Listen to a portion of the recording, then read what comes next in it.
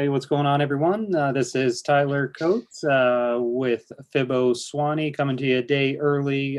Thanksgiving week. We weren't able to stream tomorrow at the usual time, so we wanted to hop on this evening here on Wednesday to share our thoughts. There's been plenty of action to talk about, and we both have plenty to share. First time we're kind of diverging a bit in opinions, so that'll be definitely very interesting to hear. I'm looking forward to hear what he has to say.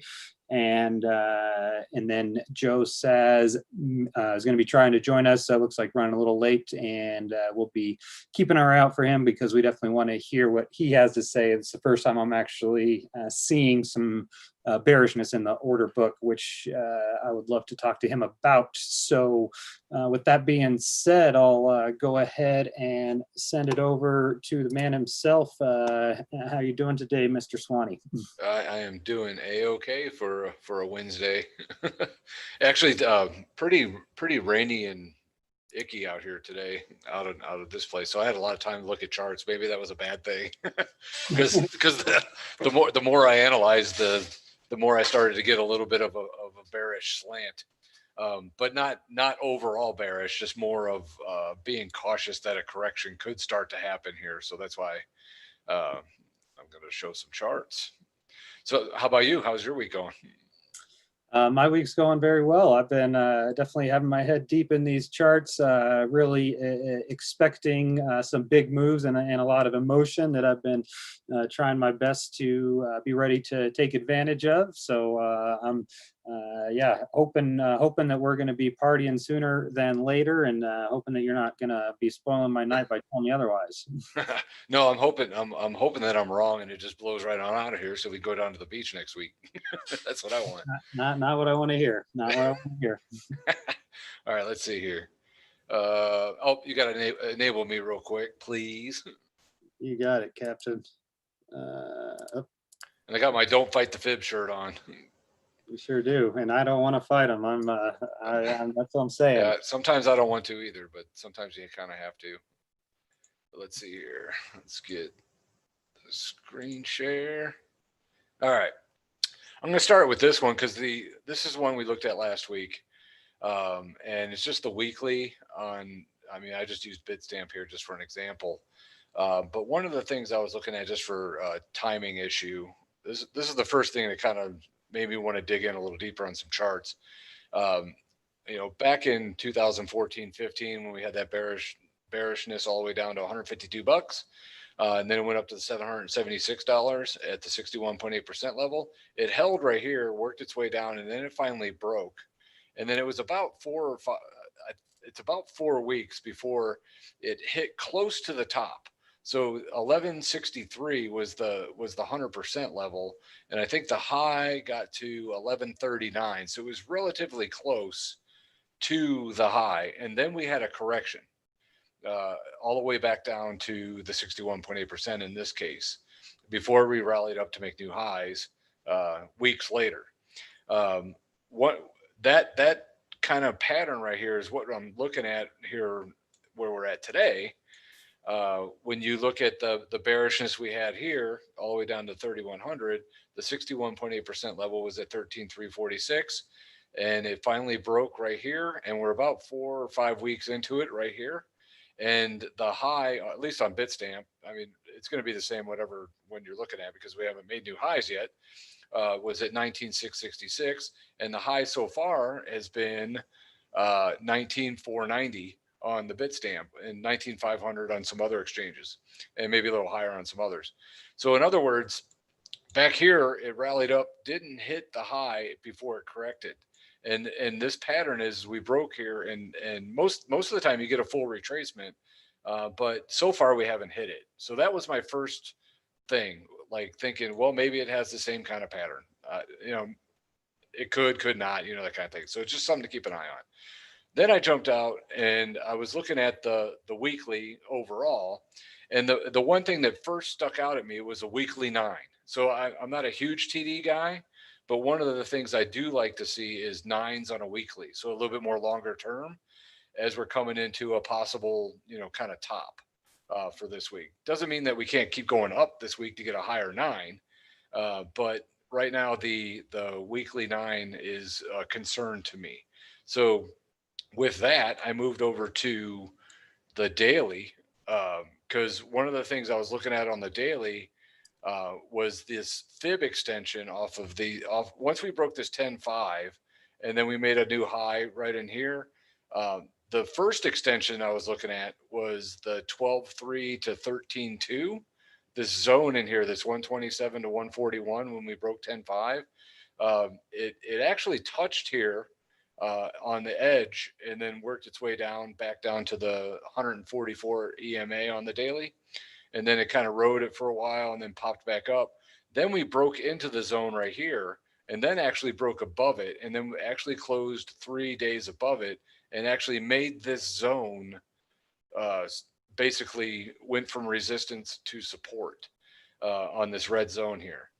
And typically, when you break that and you got some momentum behind it, like we broke into this bullish zone, and it kept going and really gave no signs of stopping. Um, with that kind of momentum on the break of this 127 to one or this 141, typically you get a target of 17.1, which was the 200%, because you're basically getting into this zone of really not a lot of resistance. And we kind of just worked our way up, and then we hit this 17.1 here, went up and then came back down and tested it right here. And then what comes into play is the next fib extension. So this 18.9 to basically 19.9 is the next zone. And so far, smack dab in the middle of this zone, we hit at 19.5 on here. So I'm calling this this fib extension resistance zone, just like we had back here. It's that next time of resistance that is a red flag for me that this could be a local top. Now, I'm not saying that it can't just explode right on out of here, but that's that next level for me that I look at from fib extensions as a zone to, take profit, which I did.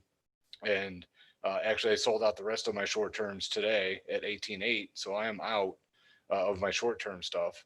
I'm still position trade. I'm still long 100% on my position trades, because even though if we do get a correction, we can correct back all the way down to 14K and still be structurally bullish. So this could be just a bearish correction in an overall bullish market if it even happens. But another thing that I was kind of looking at was, as we made a high here and then a high, it's really slight, but there is a slight divergence that we saw right here on the daily. It's not a lot to go off of right at this point in time, but it is a slight enough divergence here as we made new highs, and the RSI did not, but it's still in the bull zone. So that was just a little bit of a red flag that maybe this is a local top and we'll start to sell off a little bit. So going with that, I went down to the next time frame and went to the 4 hour. And one thing that I saw on here is kind of the same thing. We started to see you got a high, and then almost just a slight another high. So this high, and this high is actually starting to see a divergence here, where it actually diverges down on the RSI here. And so I'm not fully bearish until this 4 hour kind of breaks out of this bull zone, because we've been in this bull zone ever since that 11.3, and that's the ones I just sold at 18.8, my last ones. From when I got in around 11.3 average, and I basically just got out of the rest of them today. So, but I did that because I felt like I'm front running it a little bit, and don't get me wrong, I'll buy it back if it looks like it's going to start launching. But right now it looks like, to at a minimum, go down to this 55 EMA. That's really been a really nice support all along here on the 4 hour, and that's around 18.1. So if this dips down to 18.1 and the 4 hour still holds down here, that's probably the spot I might buy back a little bit. It just depends on how much momentum gets built as prices approach there, if that happens. So that's kind of that next area I'm looking at. So I'm not fully bearish, like I got to get out of everything. It's just that I feel like there's some signals that are showing that we could start to see a little bit of a correction. So moving down to the next one is the hourly. And we dipped down into the bearish zone earlier today. We got some momentum behind it. I set the black fibs right here off the extension. The 61.8% level is at 18.9. So I'd really like to see it get back above this level and get back out of this bear zone to get us out of this slight bearishness that we're starting to see on the hourly. Now it dipped down right into this area, and this is kind of what I was showing the guys on my Telegram group, that this is the first little level to buy, and it dipped right down in underneath this 141 or 144 EMA on this red line right here, and then also this trend line. It was this zone right in here that I was thinking that if you want to buy, that might be a good spot to do it. So if anybody did buy right around here, they're looking pretty good on this bounce. However, we're still in this bearish zone. So for me to get back in long, I'd really like to at least see this hourly get back out of this bear zone and get us back above some of these levels to get us out of this slight bearishness that we're starting to see here. But this 144 has been pretty good on support. So I'd really like to see 3 settles below this, the moving average and the trend line. And I also put the fib extension in here at 18.2 to 18.4 off of this high, or this low to this high. Since we made a new low right here, this might be an area that it could wick down into. So 8.2 to 8.3 is kind of that area to look at. But then you're looking at 18.1 on the 233 EMA on the hourly. So that 18.1 kind of matches up with the 18.1 that we were looking at on, I can't remember where we saw it at, but I lost it. But this whole zone in here is where I will consider buying if it wicks down in there and it looks like it's gonna kind of turn around. But so that's what I'm kind of looking at. So I'm not like freaking out bearish. I'm just saying I'm getting a little bit of signals that I look at as a little bit of cautiousness of not really wanting to buy up in these levels. It's more of a profit taking area for me at this point in time. So not really, I'm not really wanting to go long more here. This is more of my profit taking area. So there you go. There's all my charts in a nutshell in 10 minutes. Well, that's beautiful. Yeah, and I certainly appreciate your perspective, and I am with you that I am definitely in the profit taking mode up in this area, not wanting to buy myself, but am, I guess, on the other side of still feeling quite confident that things are looking good for the time being. So it'll be interesting to go ahead and share what I'm looking at. And okay. Get off share here. As a quick note, I like how you call it the Bitstamp, kind of like the Facebook or the Bitcoin. Yeah. Oh, nice. Did I say the Bitstamp? You sure did. Oh, nice. And this brings up a new name that I'm pretty happy about, which people may be getting tired of hearing about the nicknames, but something Fibo likes to do is, come share some charts in the private chat afterwards, after he makes a good call, and he'll label it "boom" with an exclamation mark. And I decided we're gonna have to start calling him Boom. He's kind of a boomer, and he's got a lot of boom in his charts. So, and then he calls it the Bitstamp. So we're looking good with that one. Yeah. That just shows my age right there, dude. No doubt about that. All right. Well, I will go ahead and put up some charts and share my screen here. All righty. Nice new background.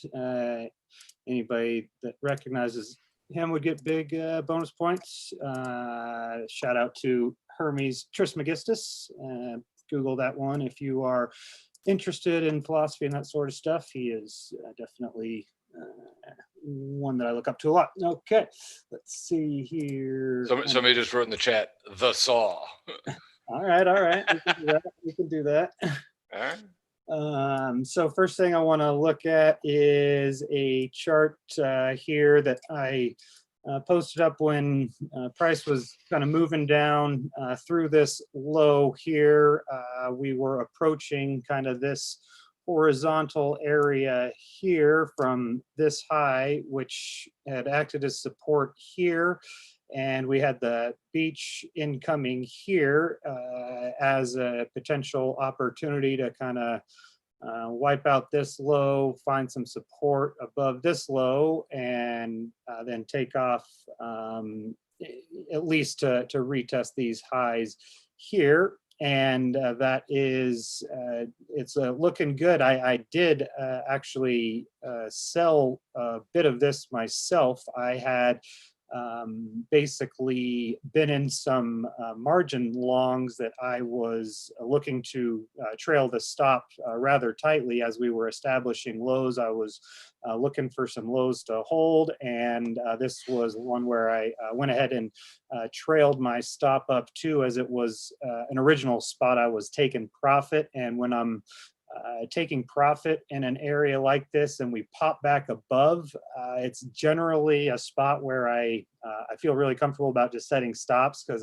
you know, I was very happy here, and I you know, am very happy if this goes ahead and moves too far against, and then it potentially, if I get stopped out in time, I might be able to find a decent re-entry.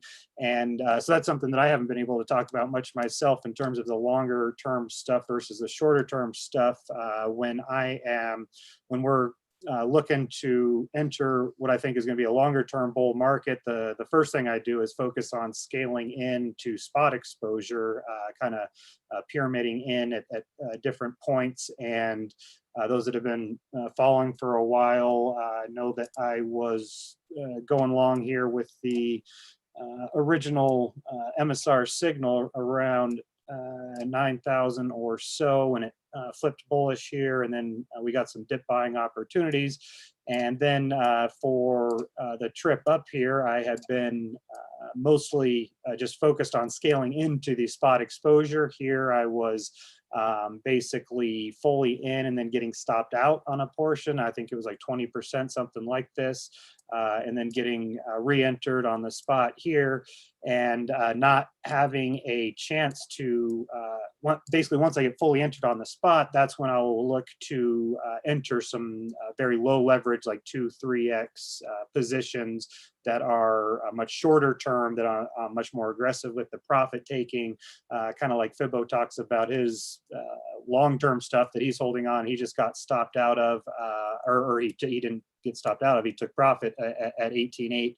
I had stops layered around the just below the 18.6 area down through here, and that would have stopped me out of all of my margin longs, but I still would have been in my spot longs, because I'm looking to hold that on as much more of a position for the next 12 18 months. And now that I have trimmed and we are well above my entry, I can have a very loose stop, kind of like Fibbo was talking about. I can see this thing moving all the way down to 14, keeping the market structure intact, and therefore I would be looking to hold on to the spot all the way through that, but definitely not any margin long through that sort of move. So I was at this point, what looks like maybe fortunate enough, I only got stopped out on about half of it, so I have been able to hold on to the other half. And like I said, I'm not interested in re-entering at this point. I just kind of hope that that other half goes, and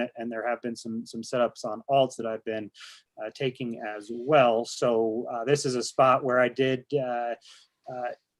exit a lot here, half of that margin long, and now if it takes me out the rest, I'll just be able to reevaluate, and if it takes off, I'll be a very happy camper. And I'll go through kind of what I'd be looking for here is a little resistance from this 50 EMA and a return back down to generally I would expect this move here not to just kind of find support in open air. I'd expect it to kind of at least wick down to the beach. And when it doesn't, now I would say that instead of the beach being support is probably some horizontal right here.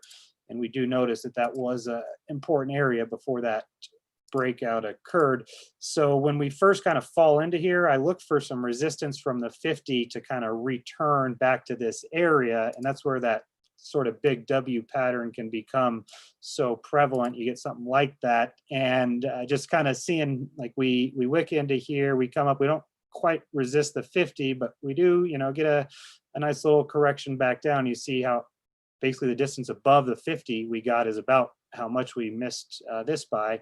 But then even still, you get another kind of move back down into here. Here's a good example where it's not even the W really, but you get that first move down, you come up, you resist what was prior support before the move into the beach, where the 50 EMA kind of will start to line up with.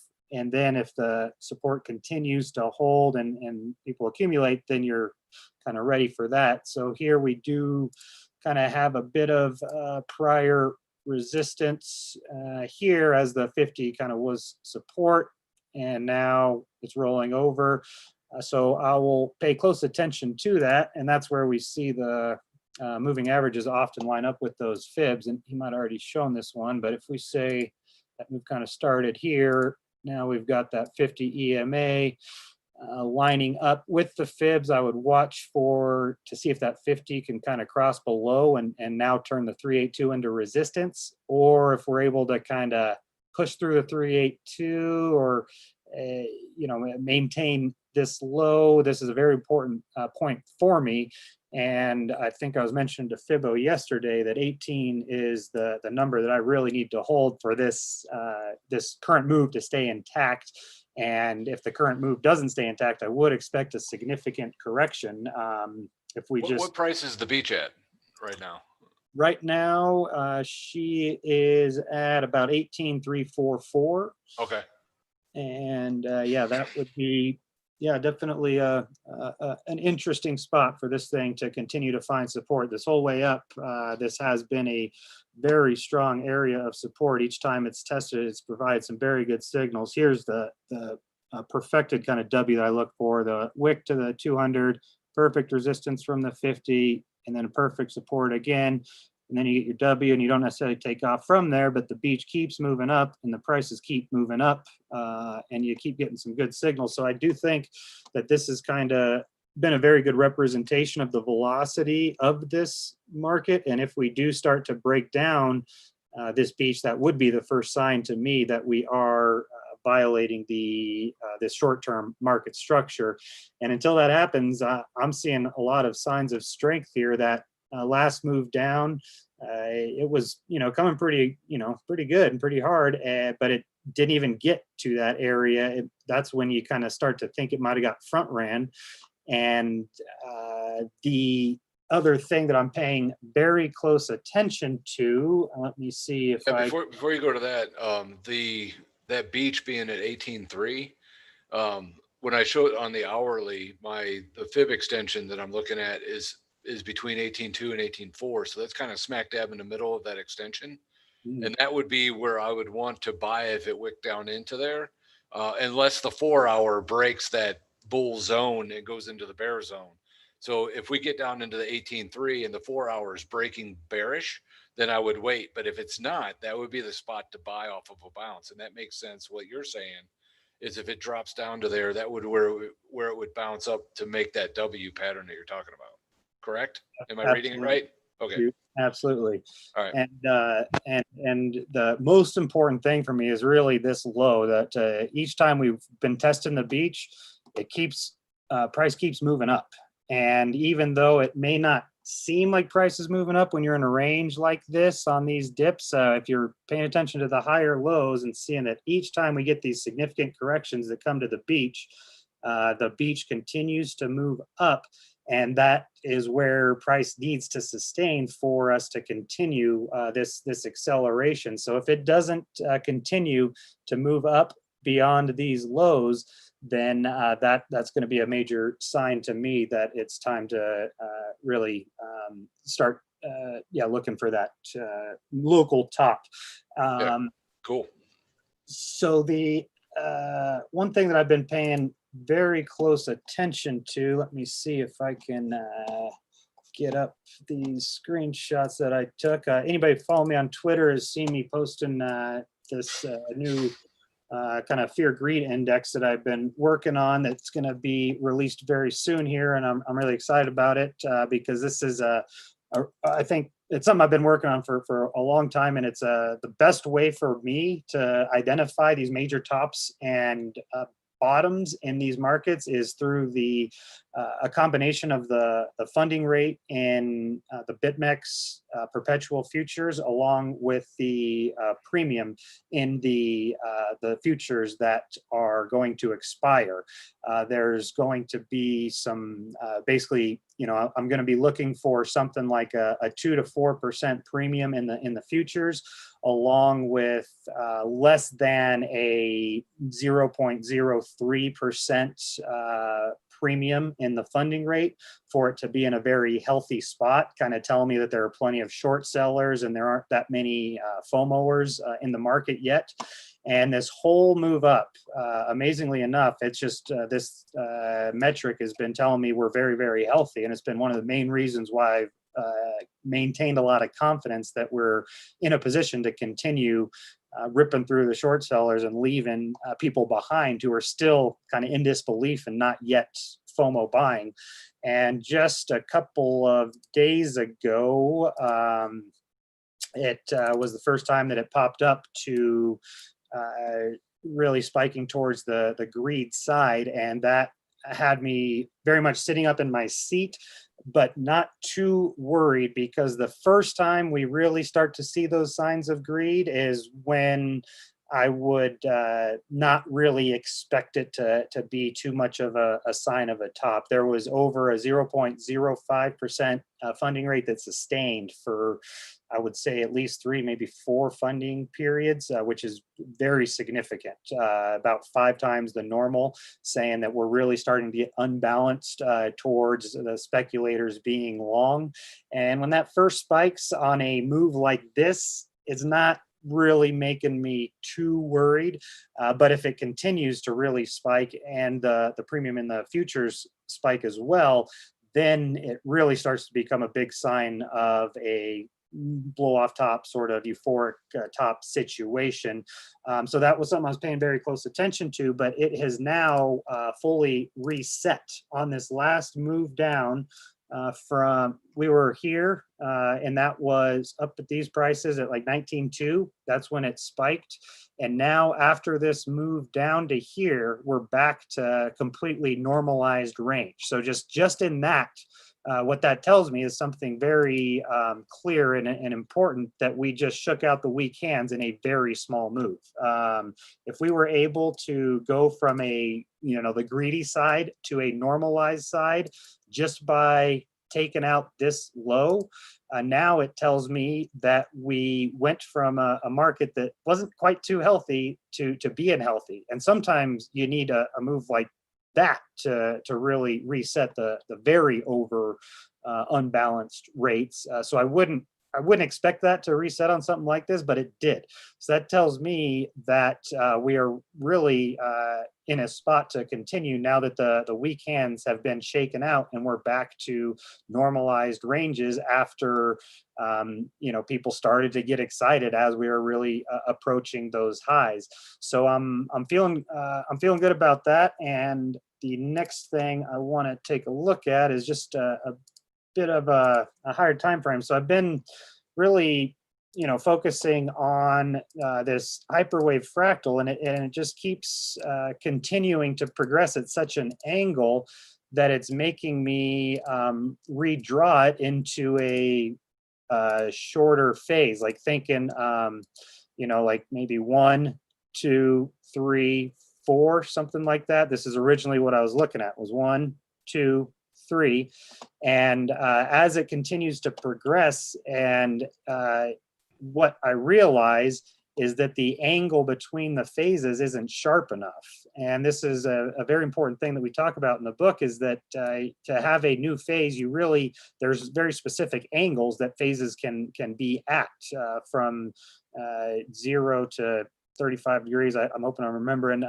The angles are going to be very specific, and you really need to see them progress, you know, like at a sharper and sharper angle.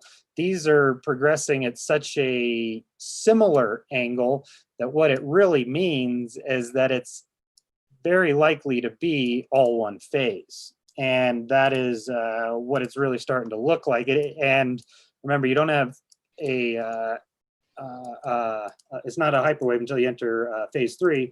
So this would just be a channel at this point. But what it is telling me is that the lines that I was drawing, making me think we're approaching a top, it's even making me feel significantly less so when I start to get more information and zoom out.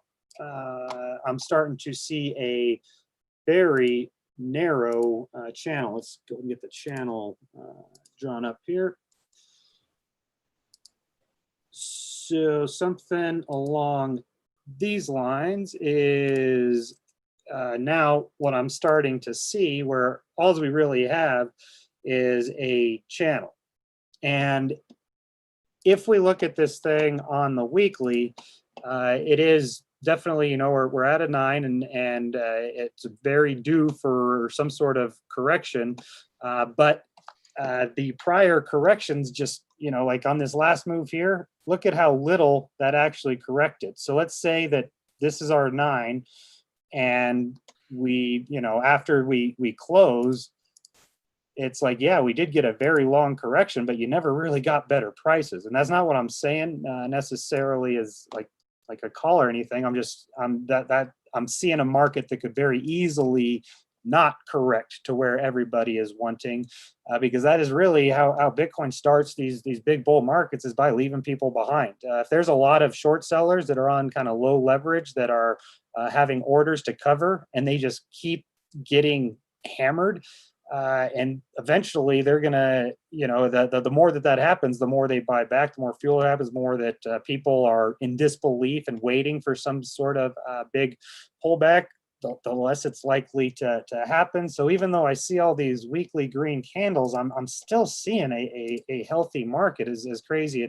as it is, because we continue to just throw back and get very close to testing, but trapping. Anybody waiting for that test, trapped. And then let's see here. I was looking at a little bit of a smaller time frame here, where we have not thrown back. This is the kind of, I guess, the biggest gap that we have, but it's still, you know, it's just creeping up, throwing back, creeping up, trying to throw back and leaving a little gap, trapping people. And then here in this recent range, you know, we have our resistance, we throw back, and then it's kind of what we're doing again here.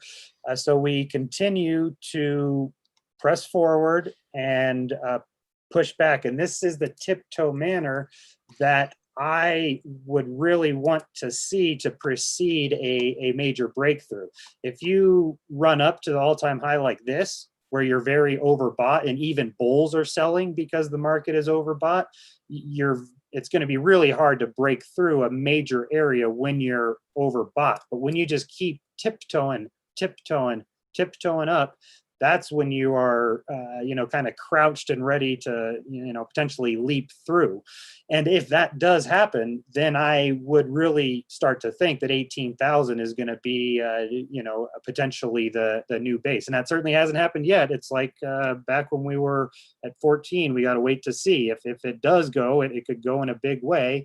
And then that's where you would expect the new base to be. So it hasn't yet, but to me, it really looks like it is ready to, as it continues to make these higher highs, higher lows. And the fact that we just reset the funding rates on this little move down here tells me that we're in a very healthy spot. Now the over leveraged traders are out of their position, and the strong hands have acquired that exposure. And the next thing I pay very close attention to is how, you know, this channel, we were up here, resistance, support up here, resistance, support. Now we're resisting up here, but we're supporting the median. And if we break through the top of that, now we would really be ready to, now look at the next phase on a higher time frame, which would be pretty darn exciting, because I mean, there really is a very legitimate phase one that could be drawn in with all of that horizontal resistance that we experienced below here. And maybe I'd probably even go like that, where that would be the phase one. You break out, you have the first correction that returns to phase one, and then your phase two is the first major correction which doesn't return to phase one. So that's what I've been waiting for, to put this out there as any sort of potential phase two is a big correction down here that gives us a higher low and now gives us that phase two. But now I'm having to be open to the idea that enough people are left behind, that and that we just continue to creep up in such a nice, slow, steady, strong manner that potentially this could be it. And that's I'm sure something I'll hear plenty about. But this is it's a channel right now, and it's a channel that has resistance, support, and it is. But depending on how you kind of want to connect these highs, we're really starting to grind through that area. Okay, so the next thing that I would want to look at is how we continue to support the fib levels, at least as I'm looking at it here. If we have this nice candle here that was kind of a shakeout, and then the move up. And now we are moving back down to the 0.618. And again, this is kind of where I would look for this level to be resistance. We were looking at the 50 EMA on the 1 hour chart being right here. Seeing 618 support, I would then look for 382 resistance. And then I would watch very, very closely for where that next move, can it support the 0.5? And then be ready to break through this 382 and turn into support. If not, I would really, really need it to support here. And I've got stops on the margin longs here. So as long as we are above this 18,575 area, I think it's a market that's really in a position that's ready to move forward. And the other thing that I just can't get out of my mind, this is totally subjective, but it is very important to me, is my memory of how these runs top. When Bitcoin, really gets going and gets some steam, there's nothing in the world that gets momentum like Bitcoin. So here we are up 85% in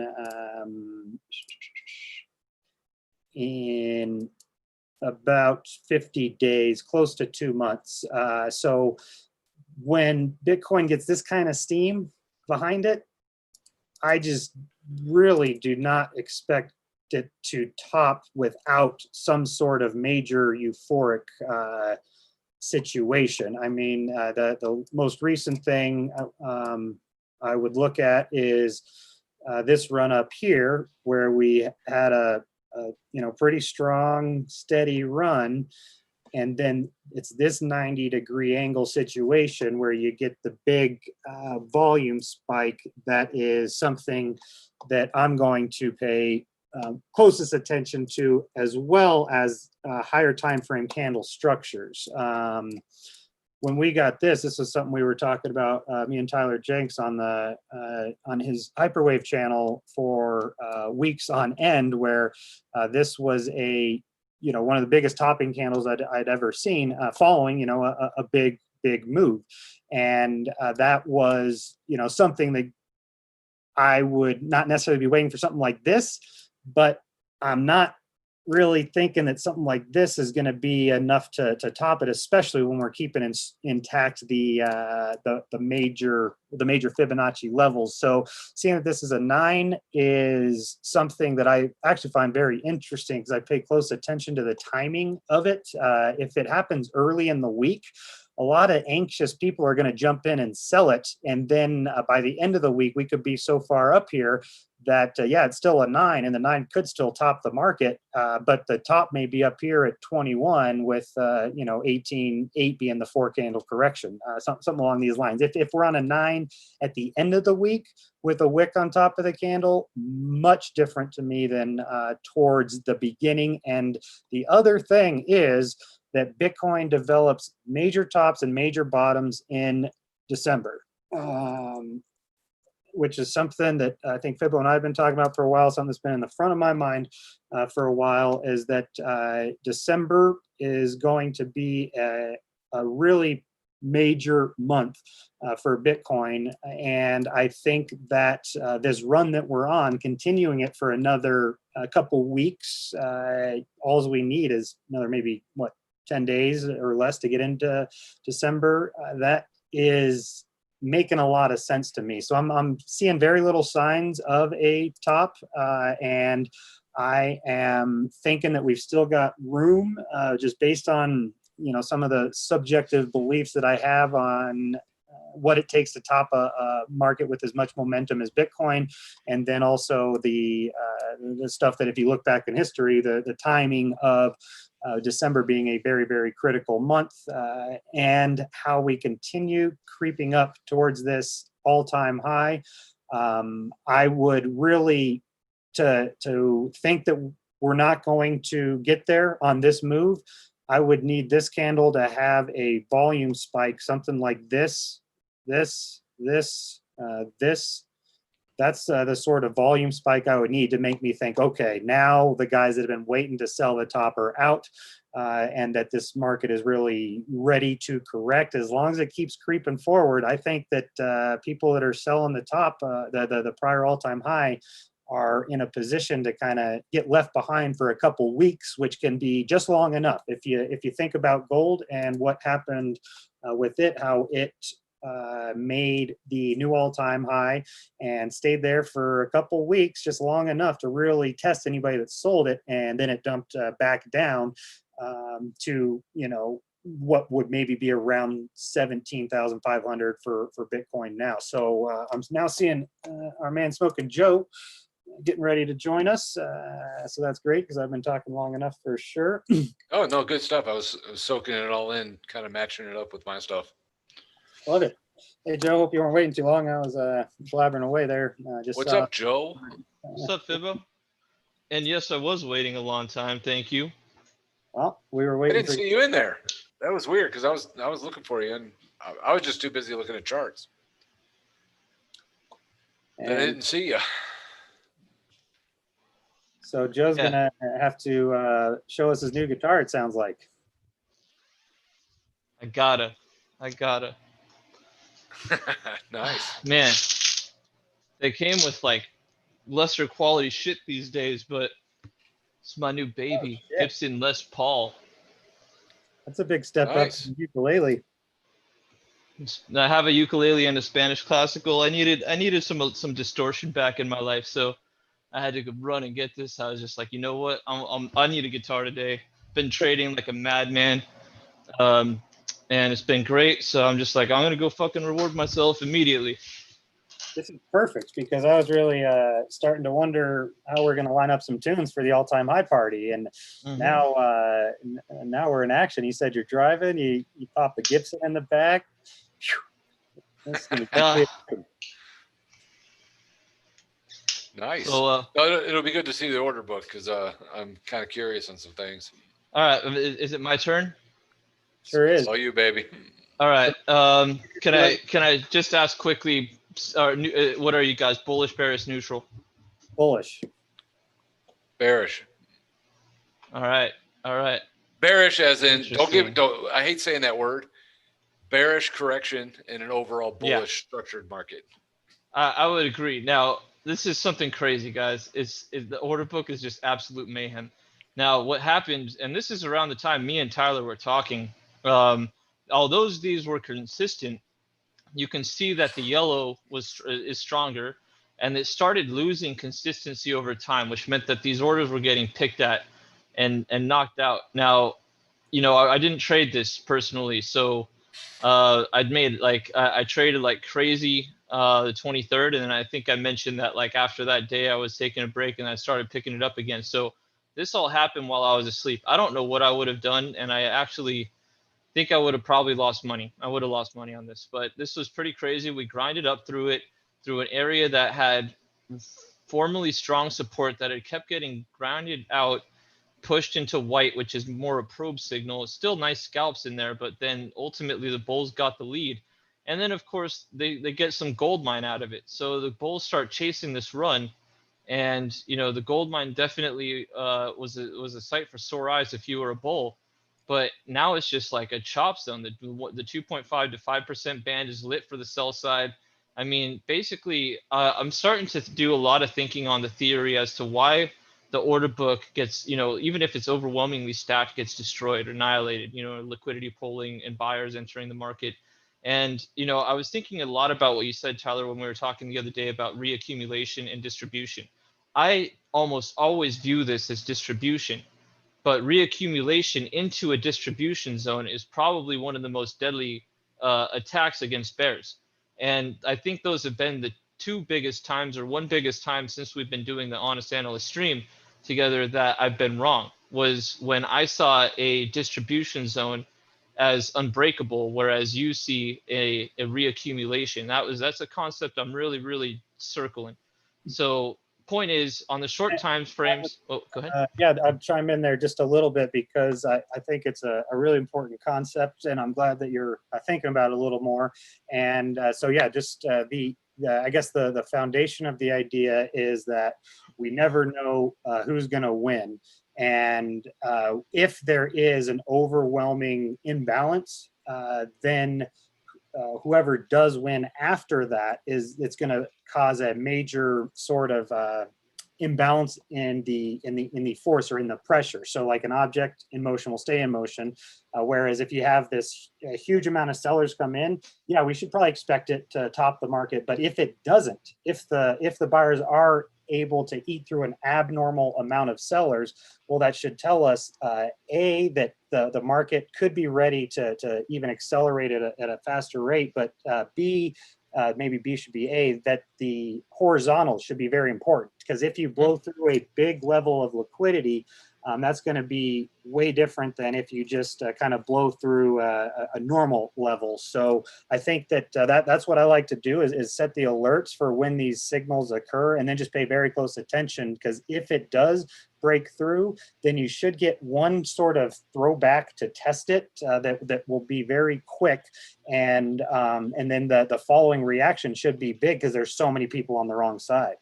Yeah, and that's what happened at 10 to 12K.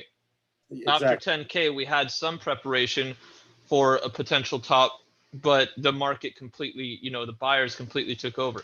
Now, everything being said, and the indecision period that I believe we started to establish not too long ago, just and I think the last week, I said that I believe we're in a transition zone, and you and I are kind of debating what that transition means. Now, that being said, and this argument being in play, right, we're talking about the diminishing of sell side pressure, right? Now, what you have is a pump, or not a pump, you get a move to the upside, and then when you move back after the little pullback, now you have the resistance. This is kind of the exact opposite of what happened here. So this is what has me concerned, and I'm still not committed to a trend. I'm scalping the hell out of this market. I'm pretty sure if you see my Telegram, it's like the trades group. I am going in and out, multiple trades a day. What? Buying guitars. Yeah. Oh, dude, man, it's been stupid. It's I've been making a killing right now, so I'm pretty happy. I'm actually really excited about the all-time high party going in, because I'll have done a lot of work. You know, it's been a couple of those. You know, you guys know those days. You guys aren't really short-term time traders, but you know the days where you just stay up and you don't get sleep for such a long time, weeks. You know, you're barely getting good sleep, and it's just like you're trading every day, and it's like. This all-time high party, which may be coming very soon, is I've done a lot of work and made the money, so I'm really ready to reward myself with that. You know, I feel like I can accept that, you know, expense or whatever. clearly buying all this fucking That's amplifiers and what shit. I like to hear. Yeah, so I'm ready to go, man. I'm absolutely ready to go, and I will be there. Now, I also noticed one thing as I'm talking here, that we've had basically a non-band confluence. We've had the order book stacked against the bulls in the spot markets, 0 to 10% depth aggregation, 0 to 10% depth on the aggregated order book overlay spot, and on the aggregated order book overlay perpetuals. We've now had a little, kickflip here. Our asks are increasing, our bids decreased significantly. So this is what I think about perpetuals versus spot. I think perpetuals typically has the most skilled traders trading. I think the majority of skilled traders are trading with leverage on perpetual exchanges, and the less experienced should mostly be trading in spot markets, and if they don't, they usually get out pretty fast or lose it all pretty fast, right?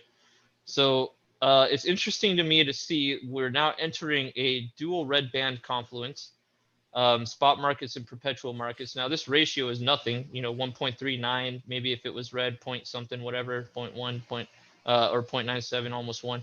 So it's still an indecision period to me. I do think pullback, but these signals, for lack of a better word, are a straight clusterfuck. I'm just going to be playing a hard scalp game, in and out, in and out, in and out, and I am completely oblivious of any trend bias. I refuse to give in to a trend bias. I'm not going to do it. I'm going to play this range, and I'm going to treat 19K like any other range.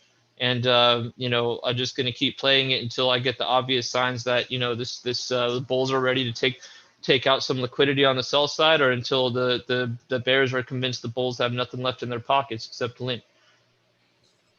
Beautiful. I got a couple of things to ask. Could you just throw it on maybe a couple higher time frames, if I can see anything on like the 15-minute and maybe then the hourly. Yeah, it looks like a lot of similar. How about the hourly real quick? Yep, let's take a look. I can always jump it up higher too. I mean, it's not bad. Just curious about that. So let's see now. I was wanting to zoom out just to get a little less signals. So on that last red one where it just left of your mouse right now, barely left of your mouse. Yep, that one. Can you zoom in on the candles that was printed on, and then just draw 2 horizontals on? Perfect. Like here? Yep, just whatever candle that signal. Nope, on the actual candles. Oh. Yeah, just the high and the low of that candle. Oh, you want the low too? Yep, because that would be the critical area of where a big change happened. And then we see that the big seller came in, and now that seller's been underwater basically ever since. And same with that prior one. It's like each time we get one of these signals, the market just kind of keeps grinding through it. Is my read on the situation. So I was curious to see that, and that was a nice little throwback to where if that really is getting eaten through, that should be about the one or maybe one more. I was looking at on my charts, maybe one more little move back there to, if this guy needs to start kind of getting scared and exiting. Otherwise, this is just a move above, and it'll maybe melt back below. But yeah, I do think that is a very critical level, and seeing that those horizontals are acting as support, I think is telling us that the bulls are continuing to win, or at least that's what it's telling me. Yeah, I'm kind of covering my ears and going, la la la. Like I'm just like, I don't care about the trend. I don't care about what it could be, what it might be, what it should be, what it fucking this, that, whatever. I'm just like, you know what? I'm playing the scalps and I'm going nuts, and I'm making a killing right now. So I of course, I also had a negative trade today, which I made back the next one. I went straight back into the next trade. So I've been trading pretty good, and I just want to keep, just playing these little micro trends. I'm making the most of my money, and if we go up, then I hope I'm in a degen long if we break out, and if we fall, then I hope I'm in a degen short. But in the meantime, I'm just going to be playing these little kind of tight ranges. And, again, on the 15-minute, it really is a fair range. I mean, we're getting a lot of moves to the upside, downside. RSI is acting out very well. on the smaller time frames. So that's something that I'd highly suggest looking at, and you know, using it as you. I guess, you know, I'm a trader that does trade with a lot of discretion, and I've traded with side by side with Tyler before, so I think you know full well that I trade with a lot of discretion. You know, it's not always signals, it's not always, you know, an indicator. A lot of it is a vibe. So that's kind of what I'm using right now. I feel like I'm really in touch with that market vibe, and I'm just going with the flow. I'm just letting the trades come out of my heart, you know. Is there, if you put it on the 4 hour, is there anything on that, or is that getting out too far? Yeah, the 4 hours actually been interesting a couple times. I mean, it's the gold mine was very solid. The ruby mine, the gold mine's been fantastic, and this is what's crazy is I've never seen a fight between. Technically, this is gold mine. This is gold mine. These are canaries, and I put these in on the order book on the sell side only because the sell side tends to have a smaller ratio of asks to bids, generally speaking. Here's a depth chart, for example, and you can see that, you know, on this at this depth we go up to, you know, like this range on the mouse, you know, and then, you know, cut it down a couple notches, you know, right around here is where we are on the buy side, and down here we are on the sell side. So to make up for that little discrepancy, I've added a little bit of sensitivity to the sell side gold mine. I don't call it a gold mine, I call it a canary.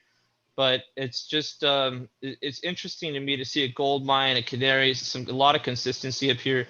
I think it's just interesting, and I just, before I make a long-term prediction, you know, I want to keep thinking more and more about what Tyler said.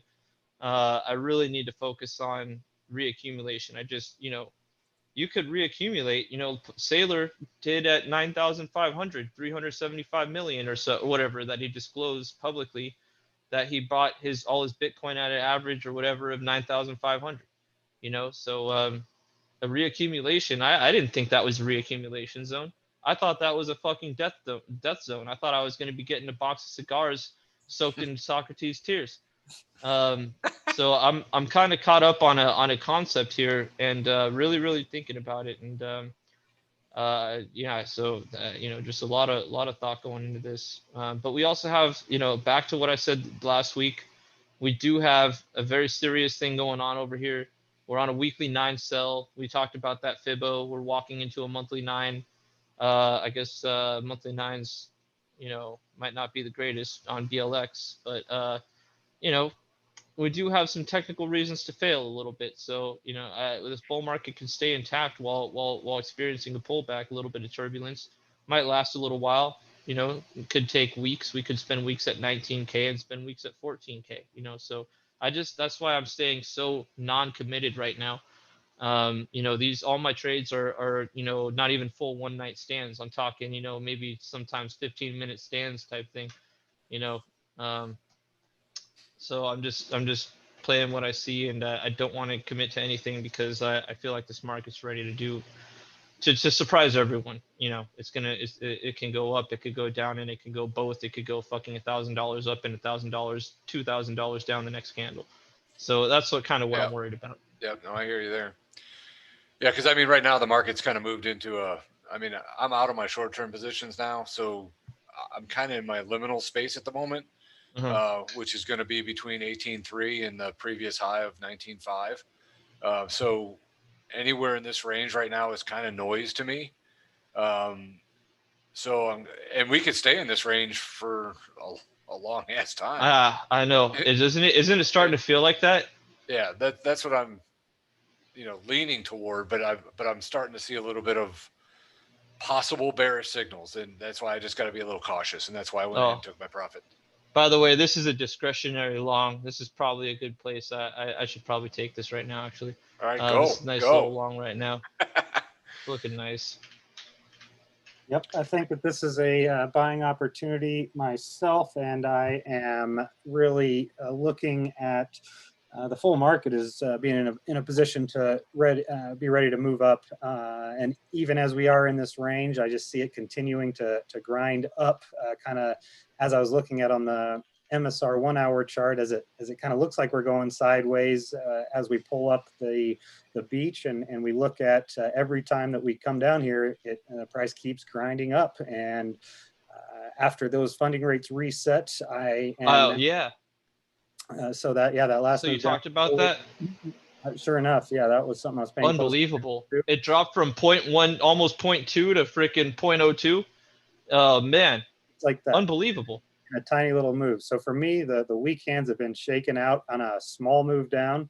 We're back into the strong hands being in control, and I certainly appreciate your perspective of just you're doing what you're doing, and you're staying completely unbiased in terms of direction. And definitely glad to hear that you're going to be giving some more thought there to the order books. I always enjoy talking about that with you, and I guess potentially if you can maintain that same perspective of seeing a big ruby mine or gold mine seller buy signal and still being unbiased about direction and then responding to what happens to that big money and who's underwater, who's above water. I think that we could come up with some interesting stuff that I'd be looking forward to hear what you think. So it looks like we have run our course here. Oh, I almost forgot the most important thing.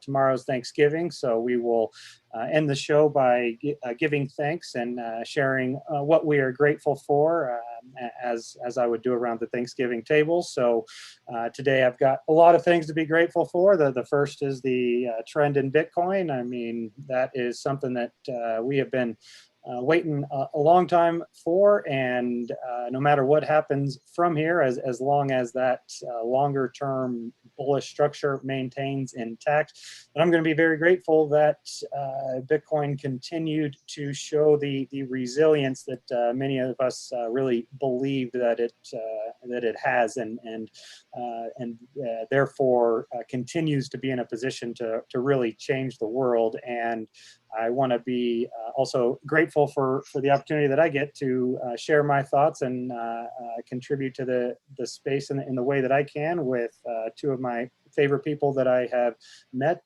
Not only is it a really special experience to feel like I'm a part of this movement that I really do believe will shape the future, but the people that I've met in the space has been absolutely one of the best parts. And that was something that Tyler Jenks always talked about, was the people that he met along the way was always the best part of the career that he had chosen. And I have already gotten a very good taste of that myself by getting the chance to meet both of you as well as a number of other great individuals out there. So that is what I am thankful for this year.